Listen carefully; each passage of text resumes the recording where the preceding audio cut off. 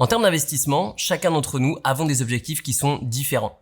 Certains souhaitent remplacer un salaire par une source de revenus passifs, offrir le meilleur à notre famille ou encore financer tel voyage par exemple à travers le monde. Avant toute chose, dans le terme finance personnelle, vous avez le mot finance qui est extrêmement important, mais vous avez surtout le mot personnel qui a encore plus d'importance. Pour la simple et bonne raison que plus vous apprenez à vous connaître et plus vous allez investir d'une manière intelligente qui vous correspond. Dans quoi est-ce que vous investiriez et pourriez dormir la nuit sans vous inquiéter?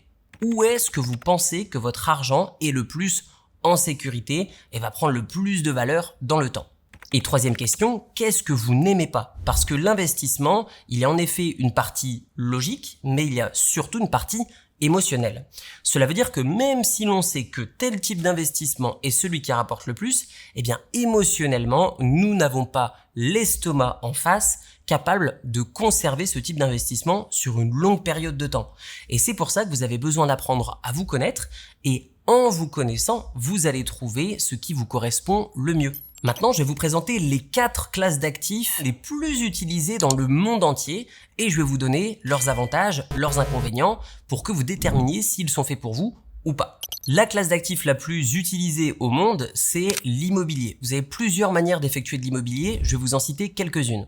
La première méthode, c'est la plus utilisée par les résidents fiscaux français, c'est le fait d'emprunter de l'argent auprès d'une banque, acheter un bien immobilier, le rénover, le mettre en location et rembourser les mensualités du crédit avec les loyers que vous allez percevoir. Personnellement, je ne le recommande pas parce que ce n'est pas un investissement passif. C'est un métier qui nécessite de l'investissement, mais ce n'est pas un investissement passif. Le deuxième type d'investissement immobilier, ça va être le fait de développer un bien immobilier. Vous allez par exemple acheter un terrain et passer par un développeur ou un constructeur pour créer un bien immobilier et ensuite soit vous le revendez, soit vous le mettez en location, long terme, court terme, peu importe.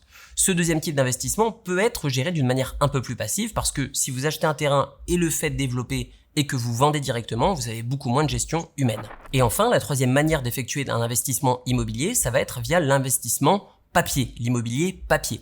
Autrement dit, vous allez acheter des titres ou alors des obligations qui vont vous permettre de toucher un rendement issu de la performance d'un bien immobilier.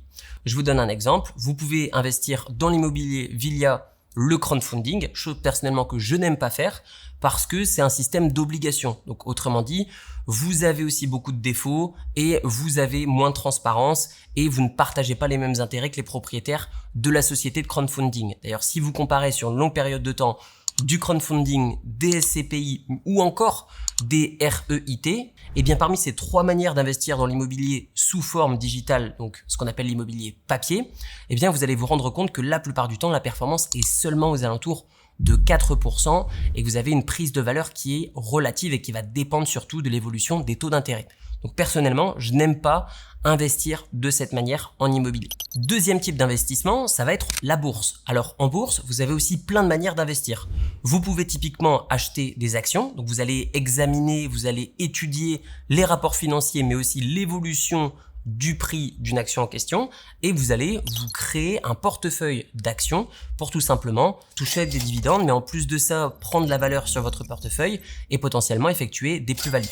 Ce que je n'aime pas avec ce type de méthode, c'est que ça va vous demander du temps de gestion, ça va vous demander du temps de recherche et la plupart du temps vous n'allez pas battre des indices, vous n'allez pas battre des ETF qui répliquent la performance de certains marchés comme par exemple le Nasdaq, le S&P 500, le CAC 40 et bien d'autres. La deuxième méthode pour investir en bourse, ça va être via donc des ETF, Exchange Traded Fund. C'est ni plus ni moins qu'un panier d'actions qui va tout simplement répliquer la plupart du temps la performance d'un marché. Par exemple, vous investissez dans un ETF qui réplique la performance du S&P 500 ou du CAC 40, eh bien, vous avez certes un petit peu de frais, mais vous avez aucune gestion et surtout, vous vous garantissez d'avoir beaucoup moins de volatilité et donc beaucoup moins de risques. Vous n'avez pas, autrement dit, tous vos œufs dans le même panier. Et enfin, la troisième méthode la plus utilisée pour investir en bourse, vous en avez plein d'autres, mais je vais vous en citer que 3, ça va être le fait d'investir dans des obligations.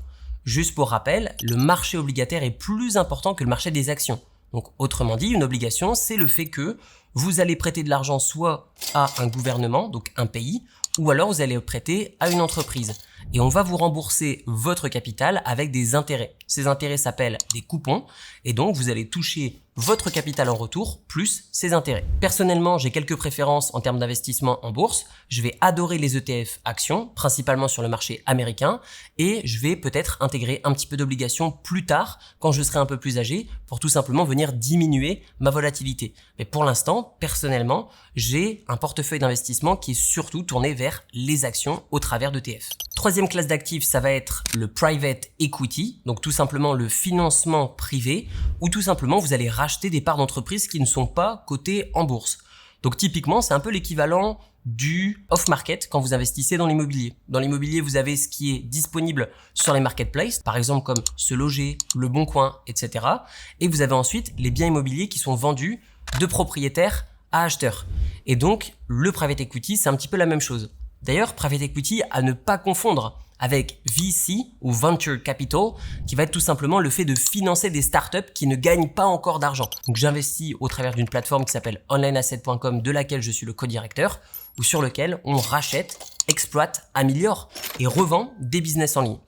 Pourquoi des business en ligne? Pour la simple et bonne raison que durant la période de la pandémie, c'est ce qu'on a remarqué, moi et mon cercle d'amis proches, qui rapportait le plus. Donc on a déterminé que c'était décorrélé des autres classes d'actifs, mais en plus de ça, extrêmement résilient, même dans des périodes de crise ultime. L'avantage du private equity, c'est que généralement, ça va vous rapporter plus que ce que vous pouvez gagner en bourse sur le long terme. Ça veut dire que peut-être que sur une année, la bourse va faire plus que le private equity, mais sur une longue période de temps, ça va être généralement le private equity qui va rapporter davantage. Par contre, vous avez l'inconvénient que vous avez aussi plus de risques sur le private equity. Vous avez du risque en termes de sous-performance par rapport à ce que vous auriez pu gagner en bourse, mais vous avez aussi un risque de manque de liquidité. Donc typiquement, même si vous avez une boîte qui vous rapporte de l'argent et que vous avez envie de récupérer votre argent, ce sera pas aussi facile qu'en bourse. Si vous souhaitez vendre une position, vous récupérez tout de suite votre argent. Et enfin, la quatrième classe d'actifs, qui pour moi n'est pas vraiment un actif, mais plutôt un investissement dans une commodité ou plutôt dans une devise, c'est les crypto-monnaies.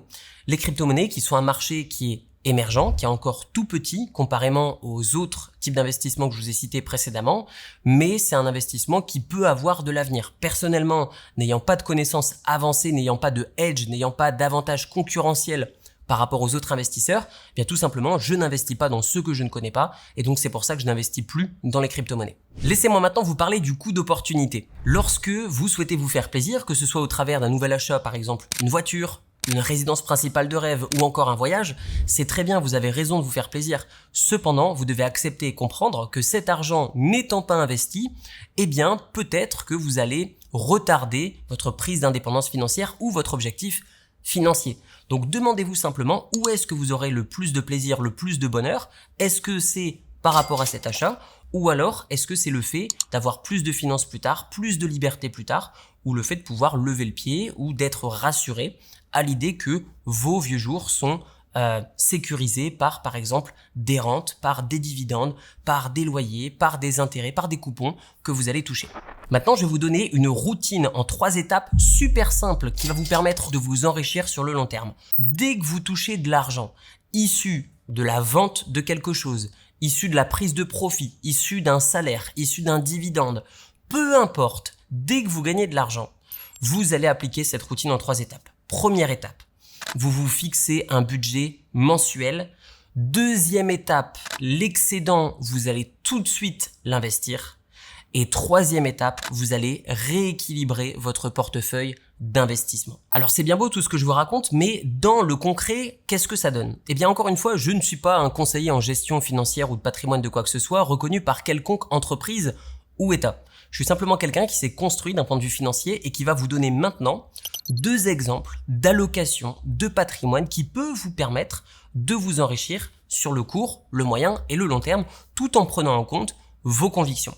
Laissez-moi vous donner 2 types de profils. Je vais vous donner un premier profil de quelqu'un qui aurait par exemple 35 ans, qui souhaite prendre sa retraite aux alentours de 50 ans et qui ne compte pas sur l'État pour percevoir une retraite dorée au soleil à manger des pommes de terre, même si j'adore les pommes de terre. Admettons que nous avons cette personne active qui a 100 000 € de patrimoine. Il va pouvoir investir par exemple 40% dans un ETF action. Ce type d'investissement peut rapporter 10% par an. Cette personne va également investir 30% dans du private equity qui va lui rapporter 15% par an. Cette personne va aussi investir 20% dans l'apport d'un appartement qu'il va mettre en location sur le long terme. S'il emprunte par exemple 150 000 euros qui lui rapporte 5% par an après taxes et remboursement de crédit, et cette personne va aussi avoir 10% en crypto-monnaie qui va sur le long terme en lycée lui rapporter 15% par an, ce qui lui fait au total 1458 euros de revenus passifs sans compter le remboursement du bien immobilier. Et maintenant, laissez-moi vous donner un tout autre type de profil qui cette fois-ci a 50 ans, qui est retraité anticipé et qui tout simplement s'est construit sa propre retraite. Il a 500 000 euros de côté et il va investir 40% dans des ETF à dividendes qui cette fois-ci vont lui rapporter 3,5 par an simplement sur les dividendes qu'il va percevoir et donc sans compter la prise de valeur de son portefeuille global. Il va investir 20% en private equity, il va également avoir 20% au travers de SCPI ou REIT qui vont lui rapporter 4% par an et enfin il va avoir 20% d'obligations des États-Unis qui vont lui rapporter 3% par an. Et donc cette personne va tout simplement se créer un revenu passif total de 2416 euros sans compter l'augmentation de la valeur de son portefeuille en bourse. Tout dépend de vos convictions, de ce que vous avez envie de faire, de ce que vous n'avez pas envie de faire, de vos objectifs aussi d'un point de vue financier. Dites-moi dans les commentaires quel est votre objectif et votre stratégie d'investissement et vous retrouverez dans la description le site onlineasset.com pour avoir une exposition, déjà dans un premier temps plus d'informations sur le private equity. Je vous dis à très bientôt, prenez soin de vous, ciao ciao.